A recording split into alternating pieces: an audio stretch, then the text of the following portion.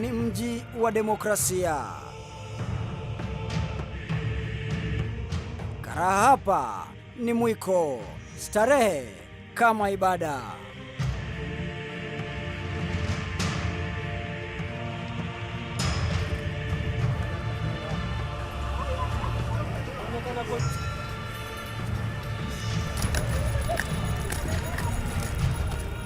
Starehe imeupa kivutio cha kupigiwa mfano bila kujali rika, dini wala kabila. Taswira ya utajiri hapa ni sawa na maradhi, kwani hata watoto wameambukizwa. Yamkini mla ni mla leo, mla jana kalani.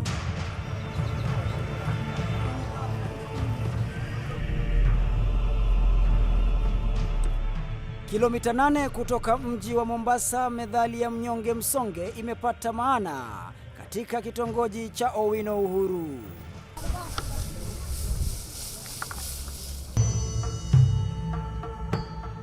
Kitongoji kinachotawaliwa kwa demokrasia ya ukiritimba na unyanyapaa.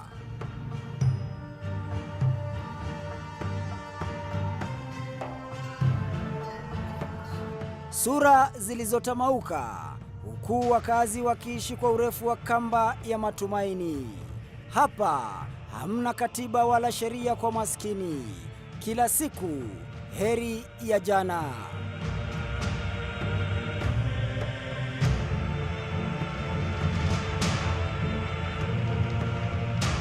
Sheria ya yeye mpe yeye ndiyo chanzo cha masaibu yao. Kama shida ni dozi, basi kitongoji cha Owino Uhuru ni mara 3 kwa siku.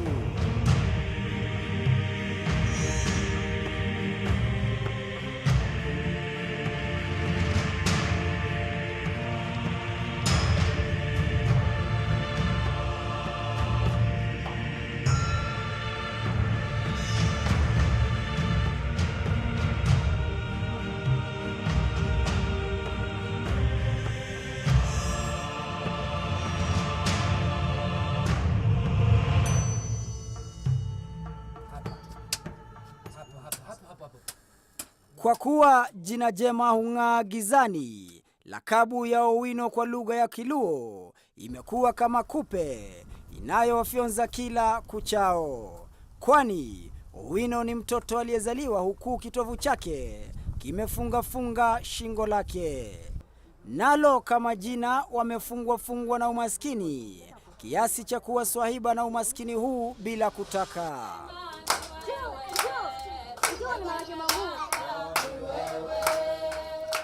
Ni Wakenya lalahoi waliolelewa katika hekalu ya umaskini. Hekalu lisilo na mfalme, ila vijakazi hapa wanakimbilia Maulana kwa shida zao. Hawa walipiga kura, hawa waliwachagua viongozi, na ni hawa ambao leo wanateswa pasi usaidizi wa viongozi.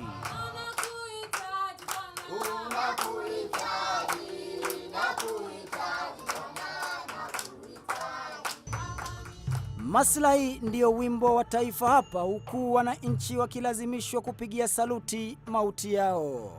Hapa kila mtoto ana makovu ya upweke.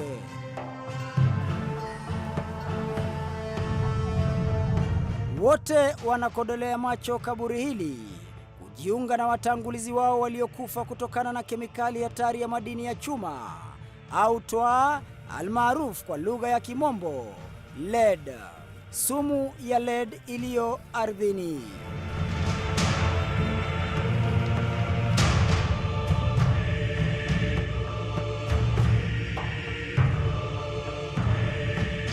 Miaka 7 iliyopita, kampuni hii iliyokuwa ikiyeyusha betri mbovu za magari kutengeneza sumu ya madini ya chuma ya lead ilifunguliwa pasi na wenyeji kujua athari zake. Wakati walikuja kuweka hii mashini hapa, wenyewe hata kuja kujulisha watu wa mtaa. Sisi tuligutuka tu, mashini imewekwa na inamwaga sumu. Hii lead ilikuwa kitu kama blast ilikuwa inaanguka kama glass. Ilikuwa inafanya sasa hizo zikifanya hata inakuwa stika kwa mabati. Mvua ikinyesha unaona kama bati inakuwa kama nyeusi vile, unaona hii mabati inakuwa nyeusi. Ilipowekwa hapo mashini ndio sasa imekula hii mabati yote mpaka hii inaosa. Ukipiga tu inatoka inaosa. Nilipojenga hii moshi iko, mabati hiyo imeanza kuchomeka. Na hii uliweka 2012? Hii imeweka 2012.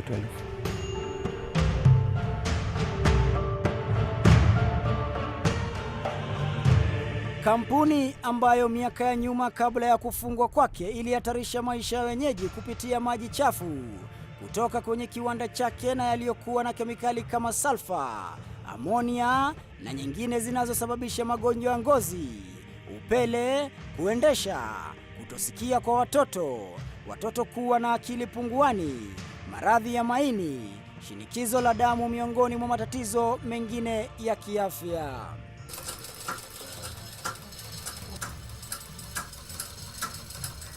Scholastica Shikanga, mama mwenye umri wa miaka 49, ni mwenye machungu. Machungu yake yanatokana na kilio chake cha haki kisicho na usaidizi pamoja na dhuluma ya maisha iliyoletwa kwake na kampuni ya Metal Refinery. Kimbilio lake lilikuwa kijana huyu kwa jina Kelvin Musyoka. Kelvin Musyoka alizaliwa mwaka 2006. Akiwa na afya njema, hakuwa na shida yoyote. Kelvin alifika mwaka 2008 mwezi wa 3. Nikaona sasa mtoto ameanza kushtuka kama mtu akifafa. Mtoto alipoanza kushtuka nikafikiria labda na kuharisha na mambo mengine, mwili kutoka harara. Nikafikiria labda ni climate. Nikachukua hatua nikaenda Coast Children's Hospital. Nilipofika pale nikaelezea daktari, waliniandikia tu madawa, wakaniambia naenda uchukue madawa patie mtoto. Mwaka 2009 mtoto alikuwa ameanza kutambaa sasa, kubwa karibu miaka 3 hivi. Na nilikuwa nakaa karibu na ile mtaro yenye ilikuwa inatoa maji kwa Metal Refinery episode. Mtoto niliporudi nikapata mtoto kitole kimechomeka kama ule mwenye amekanyaka kwa chifu ya moto. Nikachukulia tu ni msaa labda ni mtoto amechomeka. Hicho kitole kikasiti kuendelea kikipambuka mpaka hapa. Nyanyake amejaribu kila njia kumkomboa Kelvin, lakini jinsi mambo yalivyo, huenda ndoto yake ikapotelea mbali. Vile ninakaa hivi nimechoka sana kulingana na maradhi ya mtoto Kelvin Musyoka.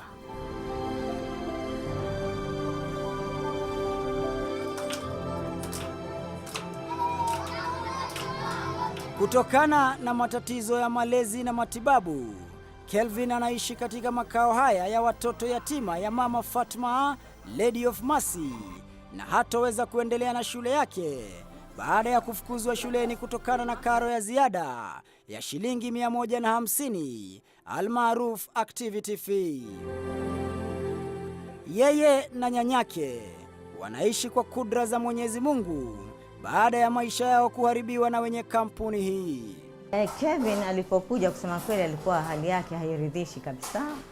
Manake ukiangalia ngozi yake, ukiangalia kifua chake ilikuwa ni kibovu, ngozi ilikuwa imeharibika kabisa. Ukiona utafikiri ngozi ya mamba, na alikuwa hawezi kula. Lakini tukajaribu kumsaidia kwa upande wa chakula bora na hospitalini, na sasa tunashukuru hali yake tunaona inaendelea vizuri. Na tumeona nyanyake yako hapa nje akiosha nguo. Ni huwa unamlipa kufanya hivyo ama ni kwa hiari yake? Yeye mwenyewe kwa hiari yake alikuja kutusaidia, lakini huwezi mtu akusema ati nimekuja kujisaidia kwa mwacha bila. Lazima uangalie kitu chochote umpatie. Ni binadamu, lazima uangalie kitu chochote. Mimi nina machungu na Metal Refinery sababu ni kama ile kampuni yenye ilikuja kutuua kimpango, yani kimpango kama Al-Shabaab. Najua sasa serikali yetu inakimbilia Al-Shabaab ya punduki. Lakini sisi ndio tumeuawa kimpango kabisa na Metal Refinery, sababu sasa hawa watoto wenye tumesaa saa zingine hawatasaa tena. Hata mimi mkiniona hivi, msali nitoroka, hayuko hapa kwa nyumba, ninakaa na hawa wachukuu wangu, msali nitoroka. Sababu sasa kama ilifika mahali sasa mimi nimesaa watoto nini, nikafika mahali nguvu za kike sikaisha, msee akafanya akatoroka akaenda nyumbani. Sasa hivi nimekaa bila msee na ninalia kwa ajili ya Kelvin Musyoka, sababu tulikuwa tunakaa maisha yangu mzuri. Kelvin naye ndio huyo, mimi naye ndio huyo, nimefutwa kazi, nitakimbilia wapi? Lia sababu kampuni ya Metal Refinery imenimaliza pamoja na watoto wangu, nyumba yangu yote.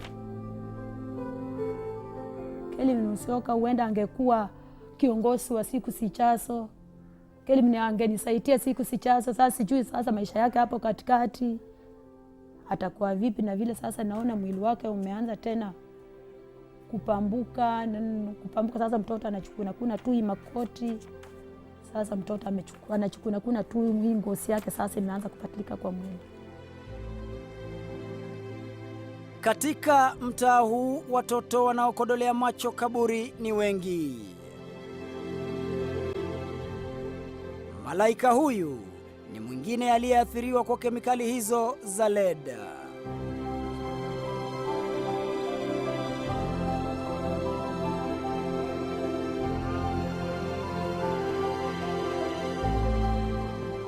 Mgongo wake ni wa kustaajabisha, sura za kusikitisha, na mwili wake umejaa damu iliyochafuliwa kwa sumu ya lead.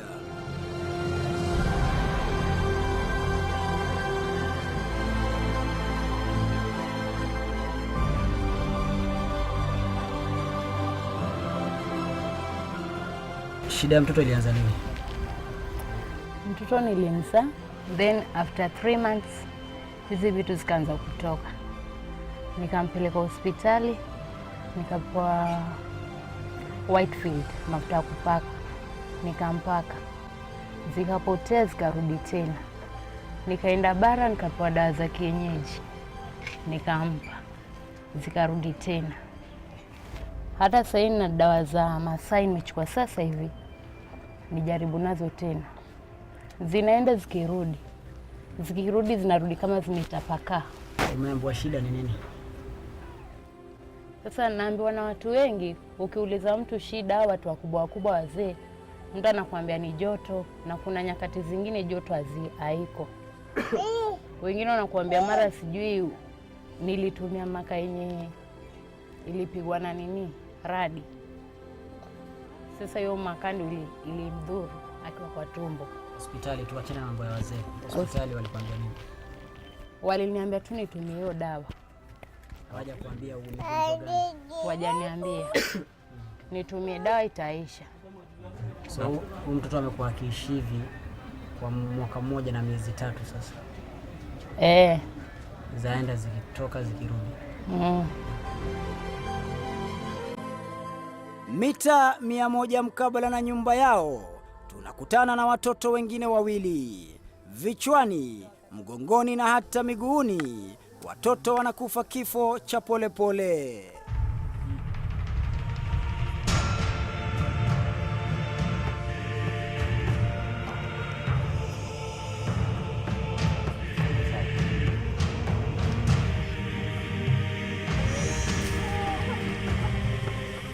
Hapa hamna serikali, wote wamesahauliwa.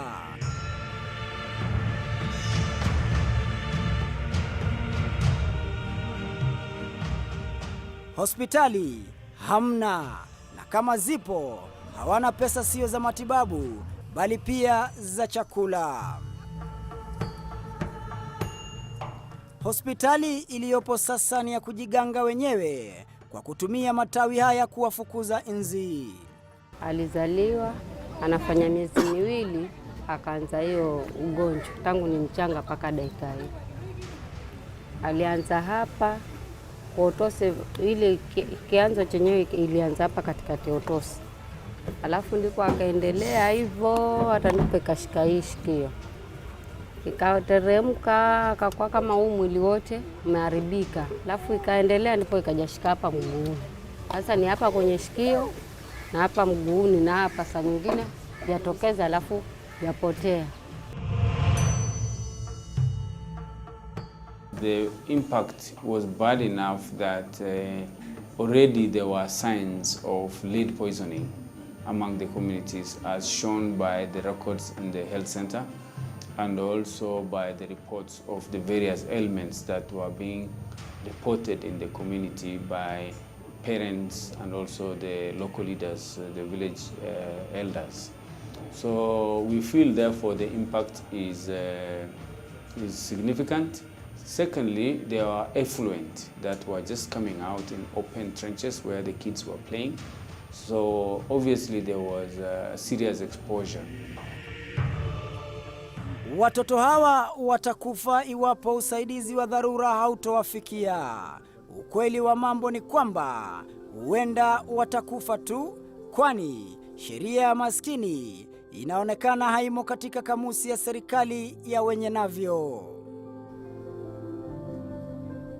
Si watoto tu bali pia vijana, kina mama na wazee. Kila mmoja analia kwa maumivu mwilini, huku wengine wakinyoshea kampuni hiyo mkono na kuilaani pamoja na wale wote waliohusika kuwaangamiza.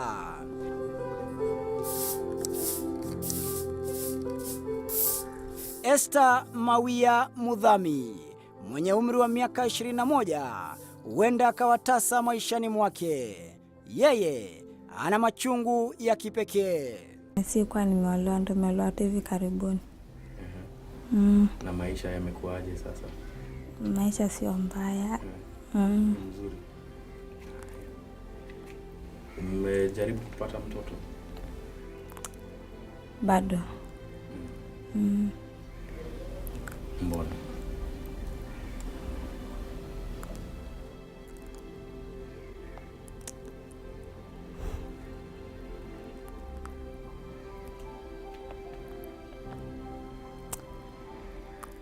Nilikuwa class 7 kuja nikapata mimba. Hiyo mimba nikailea kafikisha 7 months. Na kawa naenda kliniki Makadara. Di moja nikaenda huko, nikatumwa niende kwa daktari mkubwa. Kufika kaambiwa mtoto amekufa ndani ya tumbo. Wakanipea dawa, mtoto akatoka. Kakaa tena 2013 nikabeba tena mimba hivyo hivyo. Nikailea kwa miezi 7. Kwenda Potriz, kaambiwa mtoto amekufia kwa tumbo. Wakanipea dawa, mtoto akatoka. Sasa sikuelewa shida ya tumbo ni nini. Na kila ninapowauliza hata wasemangi ni nini mbaya. Pregnant women, lead may cause miscarriages. Then the second thing is that lead can also affect the inborn children. It will also affect their mental development. Lead poisoning is a very serious poisoning, and it's a long-term poison. It causes what's called, in being a medic, I know also, even it can cause intrauterine, in the uterus. Kids can come out with deformities. They are called phocomelia, where they don't have hands, they don't have legs, as a result of lead poisoning. It has happened. There's a case where medical students go through in Japan, in a city called Kumamoto, where there was so much spillage of lead, and a lot of mothers gave birth to phocomelia. These are kids without hands, without both hands and both legs, only stump and the head. Wanaoathirika hapa ni wengi, lakini ni wachache tu waliojitoa waziwazi kuzungumzia swala hili. Linet Ouma ni mama mwingine aliyepoteza mtoto wake. Mimi afya yangu, bwanangu alikuwa anafanya hapo ndani kwani. Alikuwa anafanya hapo ndani. Sasa huo mosi kwa takawio saidi. Kifika masaa kama saa hii harufu ikikuja naanza kukohoa. Au kukohoa ukitema unaona ni vitu za blaka ziko kwa hivyo kukohoa. Sasa nikashindwa kwa nini. Baadaye tukaendelea hivyo hivyo tu na maisha. Nikakuja nikashika mimba. Hapo 2011 nikashika mimba. Sasa nikazaa huyo mtoto. Kaendelea hivyo, lakini nilipomzaa afya yake ilikuwa mbaya. Hakulia, yani alikuwa mnyonge kabisa. Niling'ang'ana na huyo mtoto hivyo hivyo. Wiki naenda hospitalini, nalazwa. Wakipima wananiambia hakuna ugonjwa wowote. Tena baada ya wiki nikirudi hivyo. Hata hiyo shida iliweza kutuaffect na huyo mtoto. Baada ya huyo mtoto kufikisha 1.5 akafariki. Nikaendelea hivyo hivyo, hapo ni 2012 sasa. Nikakaa 2013. Naona hata sasa kutembea naweza kuishia nguvu kabisa. Kwa viungo vya mwili nguvu sina kabisa, hata siwezi kupanda mlima. Lakini nahofia hata nikipata pia itafanyika tu vile vile. Hiyo hofu bado niko nayo. Idadi kubwa ya watoto ni wale wanaougua huku wazazi wakikosa la kufanya. Matibabu yao ni gharama. Kila wanapopata watoto wanaishia pasi na kujua uhalisia wa vifo vyao.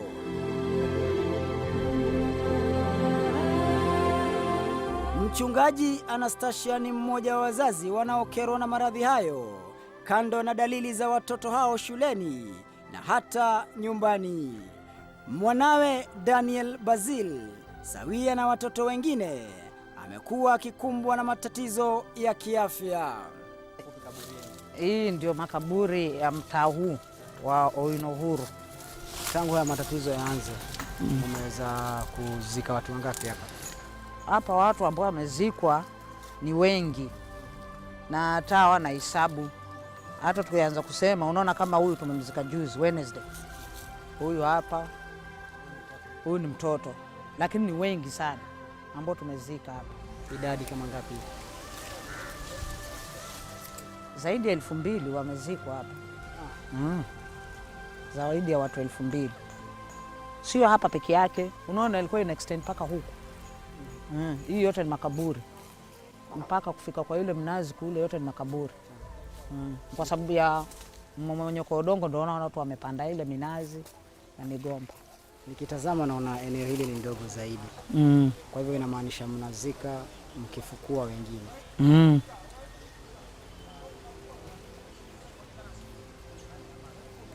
Mnazika mkifukua? Tunazika tukifukua. Unajihisi vipi wewe kama mkazi wa eneo hili? Watu wanazidi kufariki zaidi ya 2,000 na hakuna chochote unachoambiwa na serikali wala hakuna usaidizi unaowafikia. Unajihisi vipi? Mimi nasikia mbaya kwa sababu kama mimi Mkenya aswa na mtu wa nje anaweza kaja akasikika zaidi ya mimi mwenyeji. Hiyo inapatia uchungu sana kwa sababu tunapoteza watu na wale wanazidi kufanya kutengeza pesa. Kwa hivyo serikali ingelikuwa imetusikia kilio chetu, wangelifuatilia mambo, hata yangelikuwa hivi kifo ingeongezeka. Idadi ya kubwa wanaofariki ni wazee ama ni watoto? Watoto mostly. Kati ya umri upi na upi? Miaka 2, 5 mpaka 8. Huyu amezikwa hapa alifariki juu ya nini? Mgonjwa kutokana na athari hizo ama? Huyu ametokana na athari hizo, maana ilimdhuru mamake mwanzo. Na kuna kijana wake mkubwa ambaye anaitwa Moses. Pia alikuwa na hiyo. Sasa ni obvious paka huyu mdogo alizaliwa akiwa ni mgonjwa. Kwa sababu wakati huo alikuwa huyu kampuni ilikuwa inafanya usiku mchana. Sasa ndo ile moshi ikamwingia zaidi na kafikia kupoteza maisha yake. Catherine Awor Okelo amewapoteza watoto 2 kutokana na sumu ya lead. Wiki moja kabla ya kumtembelea Catherine, alimpoteza mtoto wake Victor Onyango ambaye amezikwa hapa. Hali yake ya kiafya ni mbaya zaidi. Hana nguvu za kutembea na anaonekana mchovu sana. Nilianza kama vile nilianza kukohoa, nikaanza kama mwili wangu inachomeka. Hii ngozi ilikuwa inaniwasha na kuna. Saa zingine ikifika jioni nasikia tu kama hizi na zinaniwashawasha. Alikuwa na afya. Alikuwa na afya sana, hata wakati amezaa huyu mtoto amefuata huyu mwingine. Yule mwingine mtoto amefuata, huyu mtoto amefariki, hata yule mtoto anamfuata pia ni mgonjwa. Ulipata pale? Mwili iko. Uliona mwili yao yule kijana yake ambaye amebaki, ambaye yule amekufa anafuata. Yule pia ni mgonjwa. Amekaa Patrice karibu mwezi miwili. Mama huyu amekaa naye huko. Kwa hivyo hii kitu imetudhuru sana baba. Na tulipimwa juzi, watoto walipimwa, hatujapata habari. Mwezi ule wa 9 pia tulipimwa, hatujapata habari. Kwa hivyo hatujui kama serikali ana lengo gani na sisi tunaumia. Hivi sasa mimi hata pesa sina ya kununua dawa. Na hii nikilala bila kumeza dawa silali usiku. Wengine wameachwa na wake zao kwa kutomakinika ipasavyo na kuonekana kama mlengaji tasa. Na si hayo tu, Eric amempoteza mtoto wake huku akiachwa na kilema cha maisha. Mtoto wangu wa pili aligonjeka ugonjwa ambaye ilikuwa ileweke kabisa. Alikaa hospitali muda wa kama miezi 6 hivi hapa Makadara hospital. Ikawa kuna ugonjwa yote inapatikana kwa mwili wake, hata kipimwa. Huyu mtoto baadaye tulipomtoa hospitalini alienda akafariki. Huyo. Alafu sasa mkubwa wake yule alikuwa mbele yake alilemea kiakili.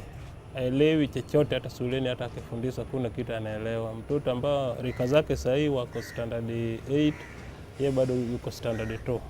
Mpaka sasa yani asongi, haelewi chochote hata akifundishwa shuleni. Yuko hivyo. Alafu kuna wenzao wawili pia. Mmoja pia hiyo kitu ilimwathiri. Yeye pia jielewi, ukimwona yuko tu hata ukiongea naye leo unamwambia nini anastoka tu.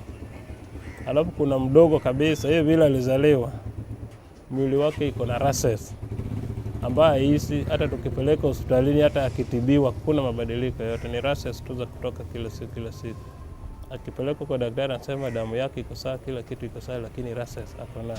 Hiyo kitu imeathiri watu wengi sana pamoja na mimi.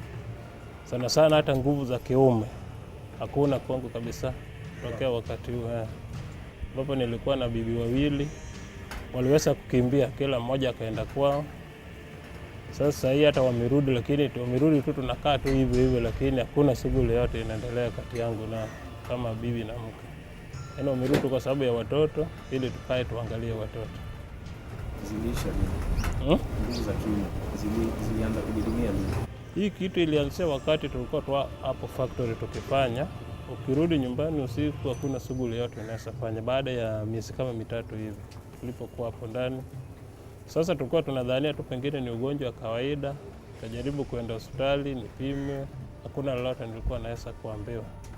Tukajaribu kutafuta dawa ya kienyeji nitumie, hakuna mabadiliko yoyote. Ndani ya kampuni kulikuwa na siri. Wenye kampuni wenye asili ya Kiasia walikuwa wakijiganga pasi na kuwaambia Wakenya. Tuambia wanachukua calcium tablets each and every day.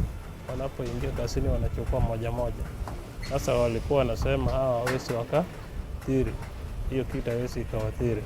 Walituambia wa Afrika hata wakikufa hakuna hasara kwa sababu wako na nguvu nyingi sana za kufanya hiyo kazi. So sisi tukaendelea kuagiwa nao. Kuna mwingine alikuwa anaitwa Kaka, mwingine alikuwa anaitwa Raul. Tukamwambia mbona mnasema hivyo, Afrika wako na nguvu sana, damu ni ile hata nikikukata mwili damu itatoka tu vile yangu inatoka. Wakasema hiyo tuende tuulize administration. Tulipoenda tukauliza administration, walisema tufanye kazi na mwenye anataka kazi awachane naye. Sasa ilibidi tuendelee tu na kazi kwa sababu walituambia hata tukiwacha misoe tutakufa, ledi mesainge kwa mwili na kuna vile tutapona. Tuliendelea tu na kufanya kazi hivyo.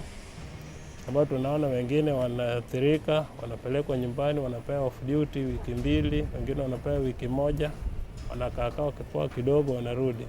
Ambapo kuna kijana mwingine alilemewa kabisa, ambao yeye ilibidi sasa aende kabisa. Kwa sababu kila mara alikuwa akiingia hapo, lazima anguke chini na sirai na akimbize hospitalini. In the body it competes with the calcium. It replaces calcium in the bones. Yeah. And then it also interferes with the synthesis of the red blood cells. Yeah. It can also lead to adverse effects like anemia. Katika kitongoji hiki duni cha Owino Uhuru, vilio vya wanyonge havisikiki, huku kila kukicha idadi ya makaburi yakizidi kuongezeka kutoka kaunti ya Mombasa, Kilifi na maeneo mengine. George Charo alikuwa mmoja wa wafanyikazi waliokuwa wakiyeyusha betri hizo. Ile beti kuna wale watu wa kuvunja pale, kwa sababu sisi tulikuwa production, yani wale watu wa permanent. Naona kuna vibarua na permanent. Sasa wale vibarua walikuwa wanazivunja, wanatoa ile vitu pale ndani, wakituletea kule, sisi tukichukua tukichemsha. Naona tukivichemsha kuna ila mwaga ile dude lile. Likimaliza kumwaga, tuachukua ile kitu ile mali pale tuitoa. Nasikia tunavunja ile black, tukimaliza kuvunja ile black yabaki ile ya white. Naona tachukua ile ya white tuichemsha pana tangi lingine hapo juu. Tunadunga pale ndani tunachemsha. Kichemsha yani inageuka maji yote ile kitu. Naona ikigeuka maji ile pana mfereji pale chini tufungua, kuna vidude hivi. Naona tufungua ile mfereji tudunga pale, kile kinafungua na mwaga pale kwenye kile kidude tuweka kando. Ikikauka ile ndo mali yao sasa wanaipeleka nje. Hasa wakati ule pale unalichemsha ile dude pale juu, uko pale huaga hasa ni wadunga hivyo watu waulo uchafu wasweti kama nguruwe pale mahali. Ukijapatikana pale uko hapo juu, utajulikana kwamba yule bwana anakula haki yake kweli, kwa sababu yani una sweti kila mahali. Macho ilikuwa inatoka maji siku, hata ukitaka kulala ukifinya macho ina uchungu na kifua inajaa kama mtu ambaye ametembea muda mrefu, unasikia kama kichoka. Hiyo kazi wakati tulikuwa tukifanya tulikuwa tuna suffocate, yani pumzi inakatika tunapoendelea kufanya kazi hapo ndani, ambapo hatukuweza kujua ni nini inaendelea, kwa sababu kila mara ulikuwa unakuta mtu wa kibarua ameanguka chini, amesirai, anakimbizwa hospitalini. Mara kidogo mtu amesirai anapelekwa nje na mwagiwa maji. Kama vile unapotengeneza makasi unabadilika ngozi yako na kwa black. Sasa unatoka kama vile. Ukitoka pale shifti zako ukimaliza, uenda chukua magadi, waamwaye hapo, ukiweka tu hivi inachemka kama yani maji umeatia kwenye, yani kama maji ya moto. Magadi tu hivi. Ukiweka hivi alafu ukachanganya na maji, haichemka mbaya sana. Hasa hayo ndo atakokufanya huu mwili wako kuwe kama vile umeingia asubuhi. Lakini ukiacha hivyo ama umalize hata kama mwaka mmoja unaweza kufalia mbali sana. Naona hiyo nguo yako tayari ujezi, inabidi utefua na magadi, sio sabuni.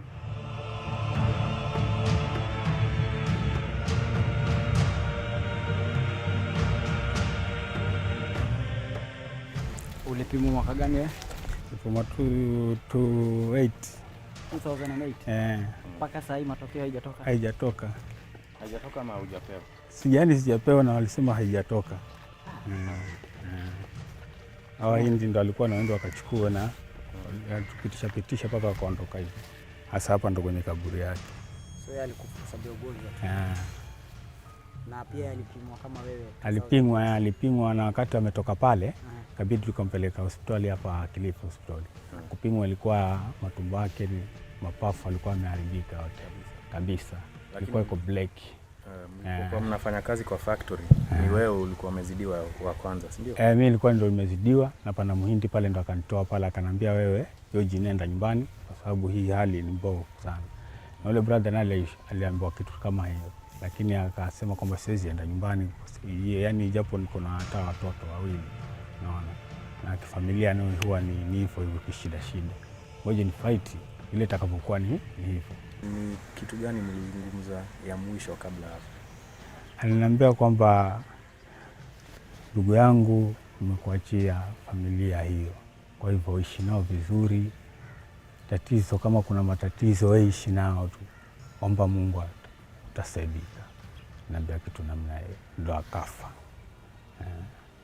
Na Karisa alikuwa analilia tu tumbo yake na pumzi hana. Yani akipumua basi anapumua ile yani haraka.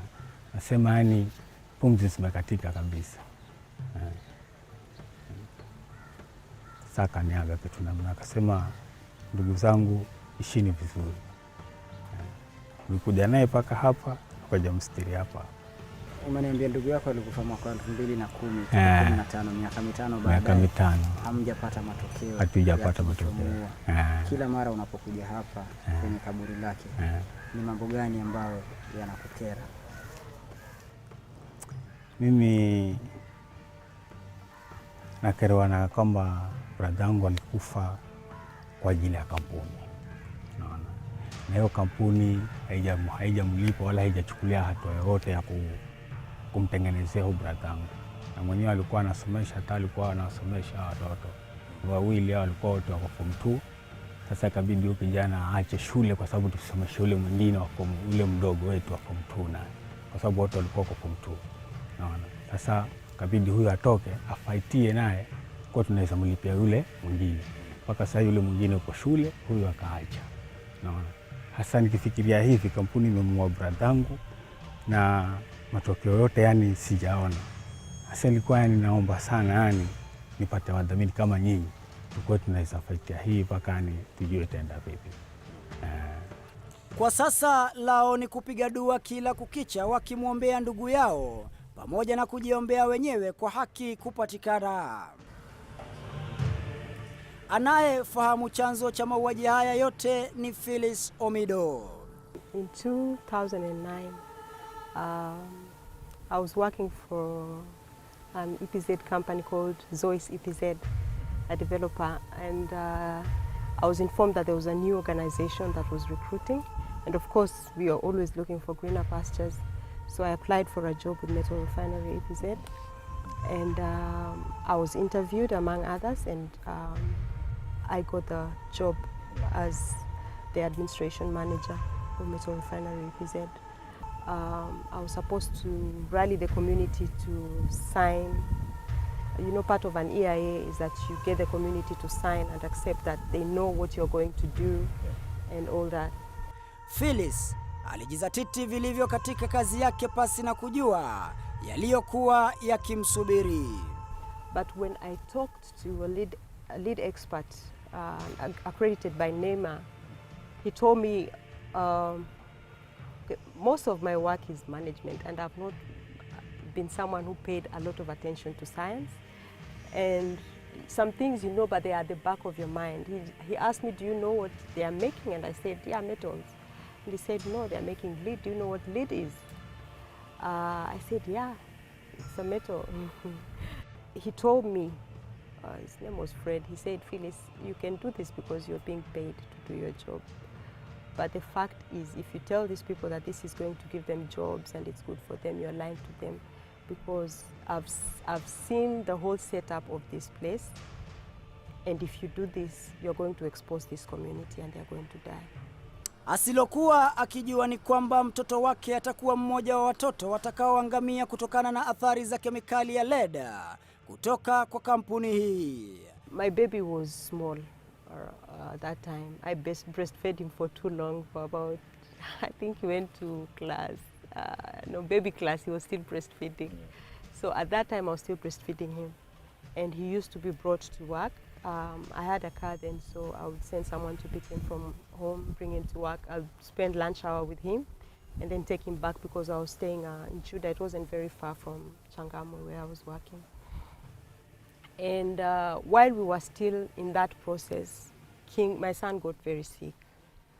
I took him to the pediatrician first, just outpatient. He started having fever spikes. I'd never seen anything like that. So I started going in out of hospital for over a month. Malaria was negative, typhoid was negative. You know, the test for the normal things. Yeah. But there's a test they did, I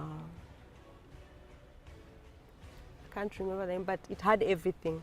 So there was somewhere where there was a red showing that there was something wrong with his blood, but the doctors didn't know what it was exactly. They kept saying there's an infection somewhere, but we can't catch it. We don't know what it is. And it got worse because then he had to be hospitalized in Mombasa Hospital. It was while I was in hospital that a friend from one of the government agencies came to visit me, and he told me, Phyllis, have you considered that maybe it could be lead poisoning? And it had not even struck my mind that it could be lead poisoning. So that was the first time that someone arose my suspicion to the fact that it could be lead poisoning. And that is when now I did the first test of lead poisoning, and he had 23 parts per million of lead. I was very furious. I called him and I told him, you have to come to Kenya. He was not in Kenya at that time. And I told him, my son is sick, I'm in hospital. The bill was over 230,000. I told him, I'm in hospital and I've been in and out of hospital all this time. My son is sick and we've been wondering what it is. And now we know it's lead poisoning. You have to come to Kenya. So he came to Kenya. He brought me a lot of calcium tablets. He came with big bottles of calcium tablets. And he told me, you know, in this business, when you work, you should take a lot of calcium tablets and milk. I said, so you knew all this time, you didn't tell me. You should have told me before you employed me that I was going to work in an environment that was not safe for me or my son. You didn't tell me that. Yeah. I didn't even think that that was possible, that I would make my son sick through my work. So I thought it was really very unfair. Mm-hmm. But I went back there and told them, you're going to pay the bill. Mm-hmm. Did he? Yes. He gave me a check. Yeah. Yeah. But he gave me that check with a condition. They gave me documents and to sign that I would not disclose anything that was going on there. In return, they paid my son's bill. They gave me a check of 230,000. Phyllis Omido hakuamini alichoona akiwa mzazi. Aliamua kupambana na wenye kampuni, kuwakomboa wakazi wote wa Owino Uhuru na kuanzisha vuguvugu la kuwatetea watoto wa wanyonge. After that, actually I was very furious. I was hurt, I was very furious. And I went back maybe a week after my son had come from hospital. I went and called all the workers who were working there because I was part of the process of employing them, recruiting. And I told them that they've not told you, but this is the fact. You're working in this place, you're being exposed to a metal, it's called lead, and it's toxic. You have to go back in there and ask them to give you protective gear. If they do not give you protective gear, you have to leave for your own good. Did that happen? At that time, they didn't leave. Some thought maybe I was really hurt because I'd lost my job. You know, people didn't leave. And they kept working. Actually, I forgot about that issue for a while. But then in 2010, I think in 2010 was when Carissa died, one of the workers. That was the first thing that got them a bit scared and then most of them had started coughing. They had developed a lot of chest complications. Their bodies were becoming weak. So they started calling and saying, Mama, there's something wrong. We're falling sick. And then at the same time, Pastor Joanne also called me from Owino Uhuru because I had been in touch with them already to tell them there's an industry coming up. So they were asking me, why did you leave? Why did you leave? And I told them the truth, my son fell sick and all that. So they told me even our children are falling sick and we suspect it's the smoke. What is that one thing that made you get involved in the lives of the people at Owino Uhuru and start your organization to fight this fight, to lead this fight? I would say it's the children of Owino Uhuru. I'm a mother, I'm a single parent. The most treasured thing in my life is my son. And I looked at those mothers. They were not in a position to defend themselves. They didn't even know what was affecting their children. They would carry their babies to hospital every day and test for malaria, test for typhoid. Between 2009 and 2012, around there, the smoke was so bad that nobody could carry their pregnancy to term in Owino Uhuru. They would miscarry at 6.5, 7 months. 6.5, 7 months they would miscarry. That was the longest someone would carry their pregnancies. They'd get pregnant again and that would happen again. It actually traumatized them so much. Yeah, they traumatize them. Some of them are afraid to try again because they think they'll get, because people have had 3 miscarriages, 4 miscarriages, some even 5. It's not a good thing to go through.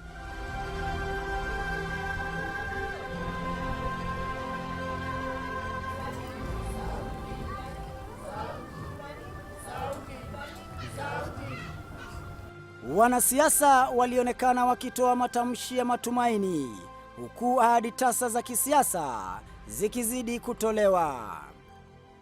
Wenyewe walikuwa na mbinu tofauti walikuwa wanatumia ya kuona ya kwamba mtambo unaendelea kufanya kazi bila sisi kujua. Lakini tunashukuru ya kwamba kwa wakati huu angalau mtambo huendelei, na tutashirikia nyinyi kuona ya kwamba wale wote wamedhurika, kwanza tumejua ni akina nani na ni jukumu gani kupitia kwa Senate tutachukua. Tulifunga kiwanja hii last year mwezi wa Oktoba, na imekuwa hivyo, na tunakuwa tukifanya inspection hata usiku kuhakikisha ya kwamba hiki kiwanja kimefungwa. Hili jumba linafanya kazi bwana. Unasema limefungwa, hii kufuli ni mpya, inanunuliwa jana tu. Kwa hivyo na watu wanasema hapa jana tu na leo ndio wamefunga, wakijua kwamba tunakuja. Mheshimiwa, it's very important is to get the contacts of these people so that they appear before the Committee of Health to give us their side of story also. Kumechukuliwa samples za watoto, nafikiri kulikuwa ni 3. Tukamwambia mtoto, nafikiri mmoja ni huyu Kevin na 2 wengine alikuwa ni baba na mwingine ni mama. Lakini baada ya hapo hatukuendelea tena, kukawa mtambo umefungwa. Kwa sasa nafikiri hii kesi imefunguliwa tena, na tumeahidi kamiti ya health ya Senate kwa tutakuja katika wiki 2 zijazo, tutachukua damu za wote wale ambao wengi, tutachukua samples kwa sasa, haswa wale walioathirika. Kelvin Musyoka nilijaribu kumpeleka mpaka State House. Kelvin Musyoka sikupata tofauti yoyote. It's very saddening that we are witnessing this at this time of our country's independence 50 years ago. Huku kampeni za kupiga vita kampuni hiyo zikiendelea, makali ya sumu hiyo ya lead ilidhihirika kuwa mbaya zaidi pale ilipoanza kuwafikia hata mifugo. Hii nyumba ilikuwa na kuku imekufa yote. Nasikia hata uwezi eka nini, uwezi fuga. Uwezi kwa sababu wakidona, nikitupa mahindi wakidona wanahara, wengine wanafanya wanakufa. Ulikuwa unafuga wapi? Nilikuwa nafuga hapa ndani.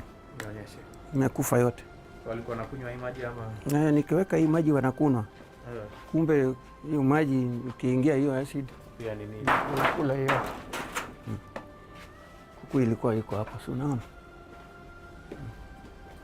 Hata naona feathers. Manyoya. Manyoya. Kwa na kuku hapa 100 na kitu. Kufa yote. Hakuna hata moja ilibaki. Hakuna. Sawia na watoto wa Owino Uhuru, ngozi za ng'ombe pia zilianza kuonyesha alama sawia na za watoto kutokana na maji wanayokunywa pamoja na lishe iliyokuwa imechanganywa na sumu hatari ya lead. Faruk Adnan ni mmoja wa walioajiriwa na kampuni ya Kenya Metal Refinery iliyoko Changamwe. Lakini kadri siku zilivyozidi kusonga, ndivyo kuruba kati yake na kampuni hiyo ulianza kufifia. We started falling out possibly 6 or 7 months before I left. Why did you fall out? I was concerned about safety of the employees who were working for Kenya Metal Refineries. As far as I know, when you work for a lead factory, your PPE, personal protective equipment, should be as good as a person who is working in a nuclear plant. Lead is very dangerous and kills you if you are exposed. Also, if you take clothes that are contaminated and your body that is contaminated to your house, you'll kill your family. Faruk alianza kushuku mienendo ya waajiri wake hadi pale yeye pia alijipata amebanwa kwenye mtego wa panya, akiwafanyia kazi baada ya kukamatwa na kufunguliwa mashtaka pale lori lililokuwa likibeba taka ya sumu hatari ya lead lilipokamatwa likimwaga taka hiyo katika mto huu hapa Owino Uhuru, mto uliokuwa ukitumiwa na wenyeji na mifugo katika maisha yao ya kila siku. Earlier, I had to go to court on their behalf and get charged for an offense, which is really their responsibility.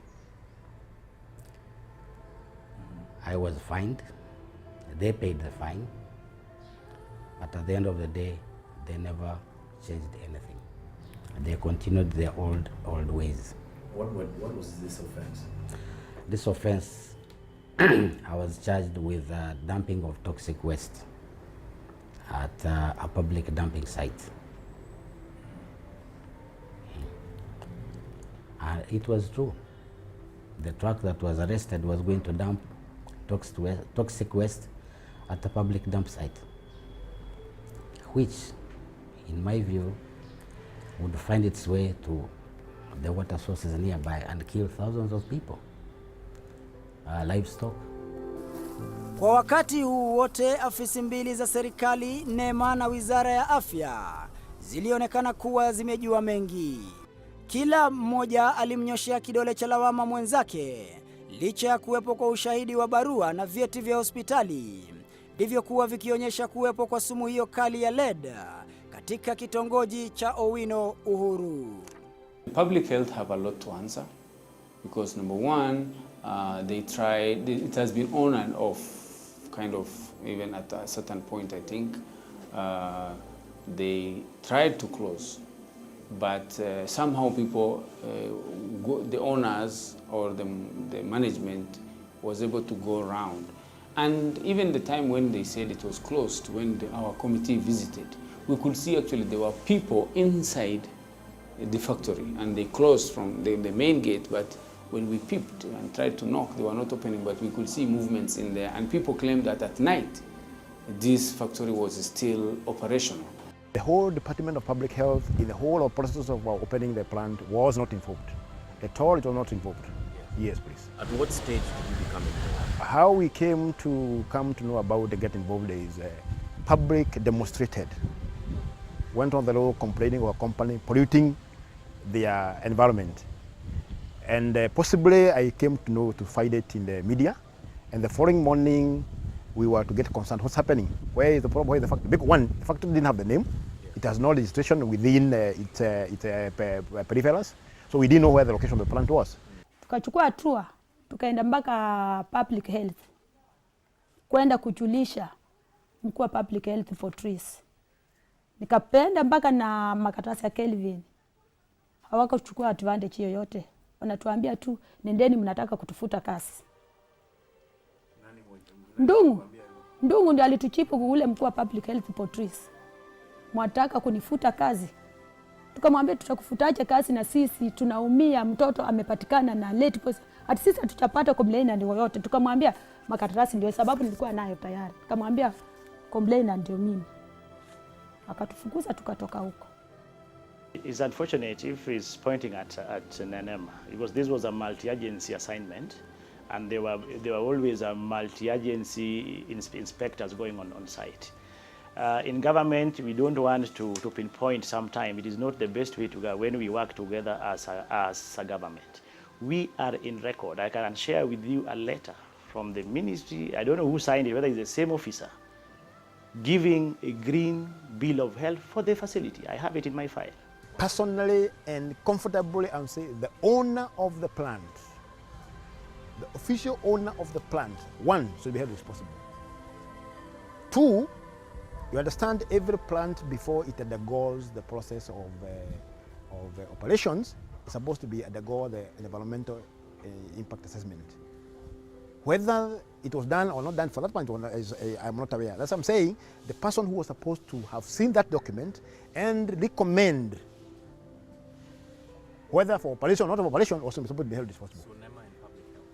But I'm saying we never received the document. We never received it. So how could we act when we never received the document? Up to date. Yes, this is the one to pull. Based on the fact that the person who is charged as in charge of NEMA is fully responsible for activities that relates to, because they are the ones who have the authority to do environmental impact assessment. And this assessment encompasses all aspects, be it human, be it environmental, be it workers' safety, everything. Lakini barua hii inaonyesha wazi kuwa John Ndung'u alipasisha utendakazi wa kampuni hiyo licha ya kupinga kuhusika kwake. Barua nyingine tulizo nazo zinaonyesha wazi kuwa NEMA na baadhi ya maafisa wa Wizara ya Afya mjini Mombasa walijua na kufahamu vyema athari hatari za sumu ya lead kwa wakazi wa Owino Uhuru na wafanyikazi wa kampuni hizo mbili husika, lakini majibu yao yalionekana kuwa tasa. Kwa mfano, katika barua moja dhidi ya madai ya Phyllis Omido, mwakilishi wa NEMA alijibu kwa kusema kuwa swala hilo la sumu ya lead katika kitongoji hicho ni geni kwao. The issue here, if there was a wrongful doing by the proponent in not adhering to the specification that we issued, and he was undertaking illegal operations, that is a prosecution case, and the law is very clear on what is going to take place. Nikachukua hatua mpaka NEMA, kwa ofisi ya NEMA. Tukapata pale mkubwa wa NEMA. Tukamwelezea. Mkubwa wa NEMA akasema sichapata complainant. Na mimi nilikuwa nimepepa makaratasi kamwambia mimi ndio complainant wa Kelvin Musyoka. Akasema nendeni nitakuja kule tuingie na nyinyi kule ndani. Mpaka na saa yule mkubwa achamuona hapa. In the absence of the national standards, we use the WHO, World Health Organization standards. To be able to run a plant such as that one, World Health Organization says that you should be at least 50 kilometers away from any habitation. Okay. Obviously, this is not the case. Everyone who ever signed a document to approve this thing, everyone who ever put their signature on anything that was approved to put this plant there has blood on their hands. And they owe the people of Owino Uhuru community an apology at least.